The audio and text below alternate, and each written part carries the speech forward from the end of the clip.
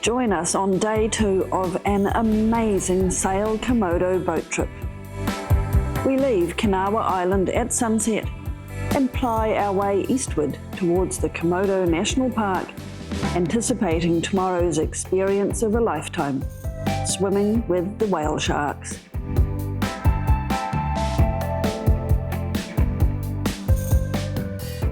After watching the stars from our top deck mattresses, we were lulled to sleep by the rocking motion of the boat and whispers of a warm breeze. Graham was woken at dawn by the change in engine revs. Morning, sir. Morning. This is our first morning. We've been steaming through the night. Here's our vessel here. There's Ali. And we heard the motor starting to slow down, and then all this noise. So I'm not sure what's going on here, but this looks like a squid vessel fishing for squid, and we've just come up behind it. We're throwing a rope across, and we're just tied up behind it. The sun's just coming up over there, and beautiful, just a nice breeze, nice and balmy weather. We soon figured out that this was the planned whale shark encounter, but these whale sharks weren't home, so we moved on to find their friends. Selamat pagi, Captain.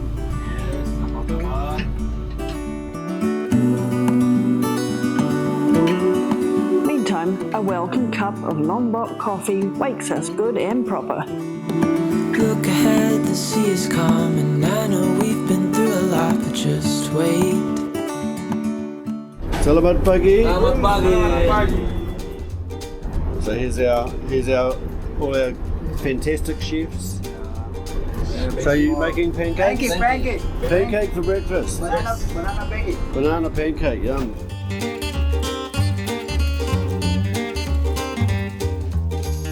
The whale sharks were home for breakfast after all, and we are all keen to dive in.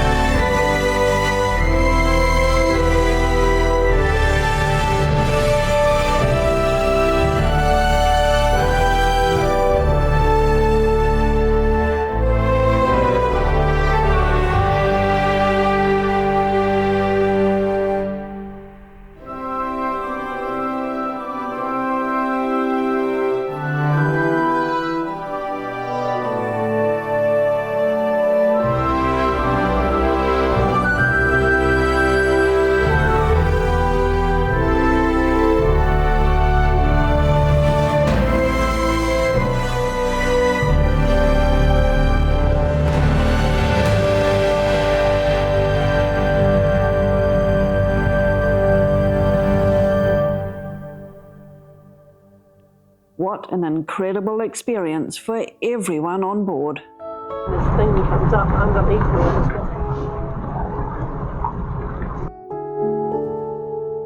Mr. Pickering has had an ocean swim before 7 o'clock in the morning. Just for me. Thank you. Indonesia-style banana pancakes drizzled with chocolate condensed milk. So for the record, Graham Pickering has been up before 7 o'clock in the morning, had a coffee and an ocean swim, and I think he's earned his banana pancake. I had to fly the drone in amongst all these wires and about 5 boats with masts rigging. There's a few whale sharks down there. I couldn't find one. I keep swimming, and there's lots of plankton and there's heaps of jellyfish. They're not stingy ones, and so it's not that clear. And then I get quite close to that boat, and then suddenly I turn around and this thing was just about touching me. This huge whale shark. It was like, I nearly had a heart attack and freaking out. Our boat's about to collide. Excellent. Yep. We're going to hit.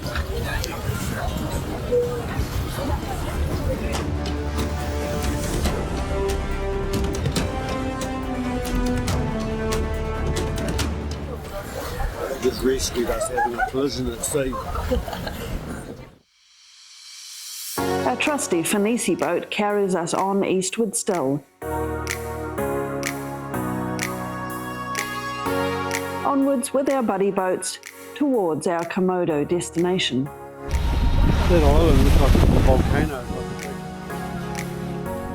Like a hole in it. This was Satonda Island, and Graham recognised the crater lake reflecting light onto the volcanic rim.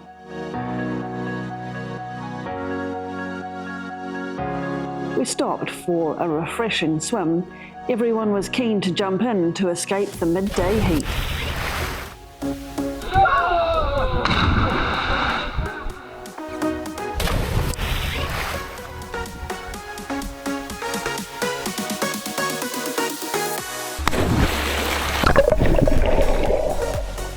Proof in the pudding.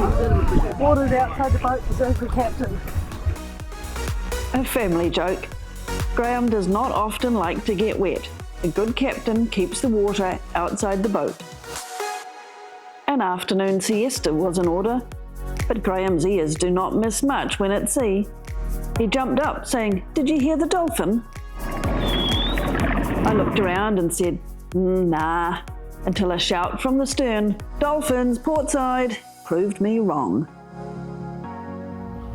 Where there are dolphins, there must be fish, and the crew were already trying their hand at fishing. One machete, one Coke can, an old teaspoon, and a treble hook scavenged from the wheelhouse, and Graham set to work to create a trolling lure. Put a hook, a big hook here, and then you have it at the back and you catch a fish. You catch big fish. Yeah?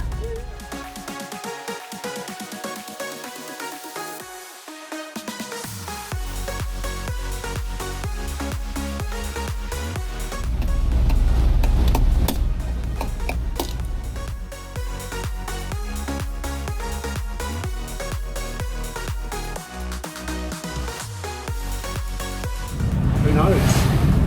I could tell a fisherman's story here, but truthfully, we didn't catch any fish this time. Our Komodo boat trip continues on into the night again.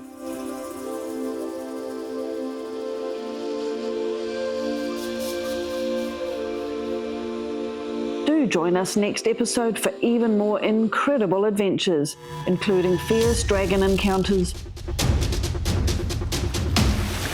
amazing reef snorkeling, and the pinkest pink beach ever.